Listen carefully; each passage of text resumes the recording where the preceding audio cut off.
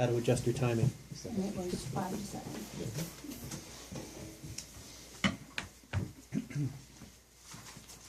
Space, the final frontier. Do you remember the first time you heard that on TV? I remember when I was a teenager, my brother Tom and we'd come home from high school, we'd plop ourselves down on that naugahyde couch in my parents' family room, and we'd watch TV every single day, Star Trek reruns. It was awesome. Well, originally they said it was supposed to be a 5-year mission. But of course, it went on for 30 seasons of television. There were 725 episodes, 12 movies, soon to be 13 actually, and lots of books. And it's influenced millions of people, literally, all over the world. Well, Star Trek had hundreds of actors, staff, writers, but if it wasn't for the vision of one person, it never would have been. That one person, of course, is Gene Roddenberry. Now, Gene Roddenberry, before he was the creator and the producer of Star Trek, he had a number of jobs in his life. He was a pilot during World War II. He was a policeman. But what he always wanted to be was Jonathan Swift. Jonathan Swift was his childhood hero. And what he loved about Swift is the fact that he could combine social commentary with his fiction. And Gene felt very strongly that a TV show should make the world a better place. And so in Star Trek, they repeatedly covered themes, problems at that time, and even today. Things like the environment, like race relations, and even slavery. One example that I remember is from the original series. There was an episode called Plato's Stepchildren. Many of us will remember from that episode, it was the first scripted interracial kiss on American TV. Remember? Yeah. Kirk and Uhura. Yeah. Exactly. What we may not remember, though, is in that same episode, very unusual, it featured what we would today call a little person, a man with dwarfism, 40 years before Little People, Big World. And he wasn't playing a comic role. He wasn't playing a buffoon. He was actually the hero of the episode, Alexander, if you remember him. Yeah.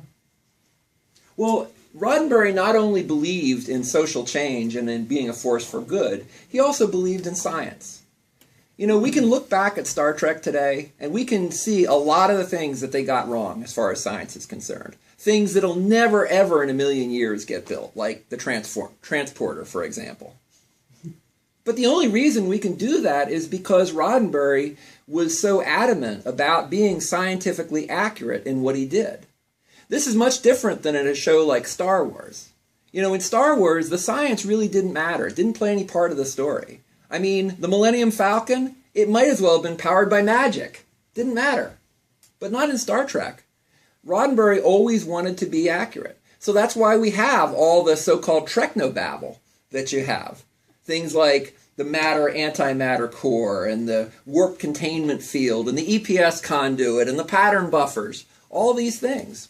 In fact, in the words of the lead designer for the original series, Matt Jeffries, he said that Gene always told them to be accurate in science. He said, when you're coming up with new devices, envision what current day devices will look like in 5 or 10 or 20 generations.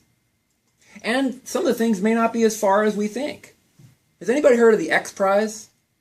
Private companies give large prizes for technological advances.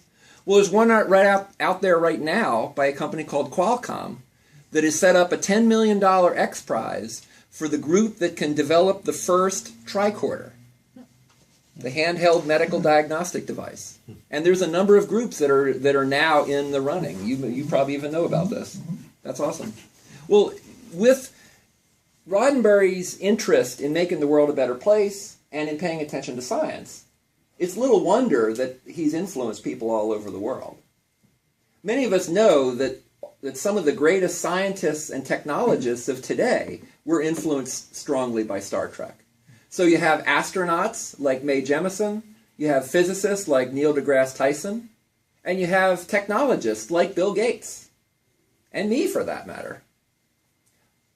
Also regular people.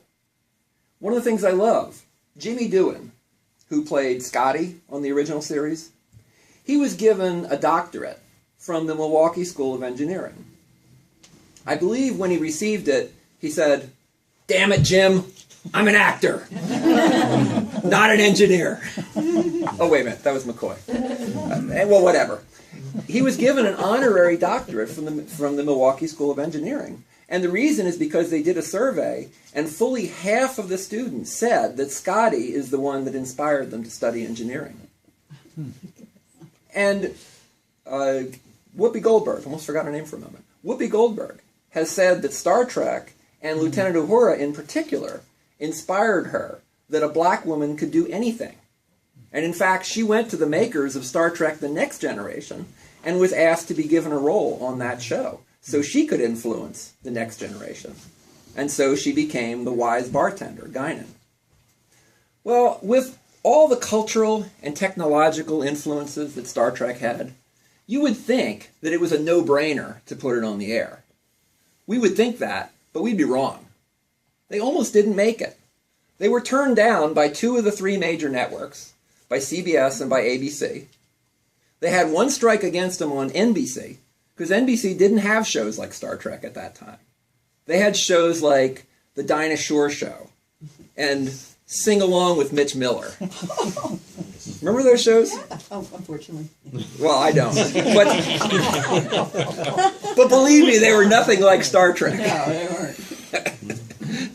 But thanks to the tenacity of Roddenberry and a Desilu executive named Herb Solow, they actually got NBC to agree to take the show onto the air. And the rest, as they say, is history. Now, Gene Roddenberry was not perfect. He had lots of faults. From what I understand, most of the time he was really hard to work with. He made a lot of mistakes, both technologically and personally with people. But if it hadn't been for Gene's vision and his belief in what he was doing, we'd never have, well, as Captain Kirk might have said, the inspiration. That is Star Trek. Ms. Toastmaster? Oh, that was good.